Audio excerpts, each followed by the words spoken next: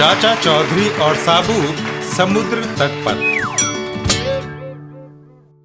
एक दिन चाचा चौधरी और साबू समुद्र तट पर घूमने जाते हैं। समुद्र का अपना ही लुत्फ है, लहरों की तरंग और ये ठंडी ठंडी रेत, इससे अच्छा जिंदगी में और क्या है। मैं तरबूज ले आया हूँ, सारा दिन यही खाता रहूंगा। चाचा चौधरी अपने साथ लाई फुटबॉल वहाँ खेल रहे बच्चों को दे देते हैं। फुटबॉल खेलो और मौज उड़ाओ। इधर साबू पेट पूजा में जुट जाता है। मुझे तो भूख लगी है, पहले पेट पूजा फिर काम दूजा। तरबूज धूप में पड़े हुए गर्म हो गए हैं, क्यों ना इन्हें कुछ देर समुद्र के ठंडे पानी में रखा जाए।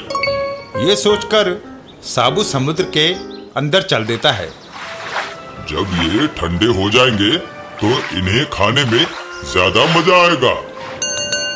कुछ देर बाद समुद्र के पानी के अंदर काफी देर रख लिए।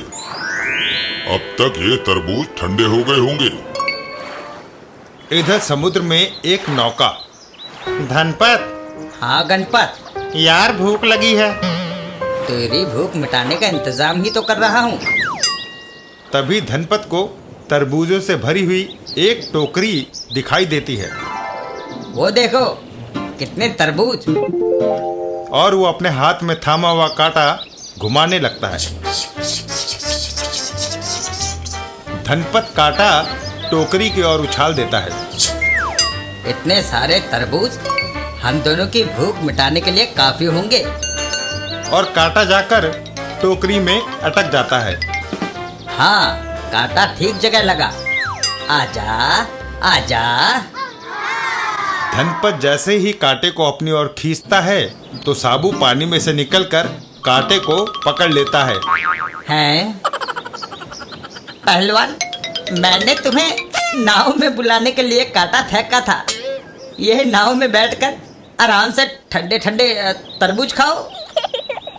नहीं, मैं यही ठीक हूँ। अरे पहलवान, नाव में खाओगे तो सब मिल बांट कर खाएंगे। हमारे पास नमक है और ये छुरी भी। ठीक है, अगर ऐसी बात है तो मैं आता हूँ। साबू धनपत की बात मान लेता है और जैसे ही नौका पर चढ़ने लगता है तो ओह, ये क्या? बचाओ! नौका उलट जाती है। मैंने तो तुम्हें पहले ही कहा था कि मैं पानी में ही ठीक हूँ। वो तीनों समुद्र से बाहर निकलकर आते हैं। अपनी बेवकूफी के कारण हम नाव से ही हाथ धो बैठे। थोड़ी दूर समुद्र तट की रेत पर कितना अच्छा रेत का घरौंदा बना है। इसमें अपनी गुड़िया का सामान सजाऊंगी। समुद्र तट पर रेत के घरौंदों को तोड़ने में बड़ा लुत्फ आता है। गप्पू पहलवान, मेरा घरौंदा मत तोड़ो। मगर गप्पू पहलवान एक नहीं सुनता और उस घरौंदे को तोड़ डालता है।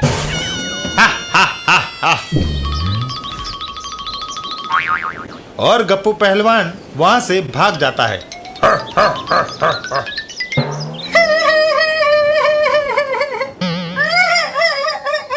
मेरा घरौंदा।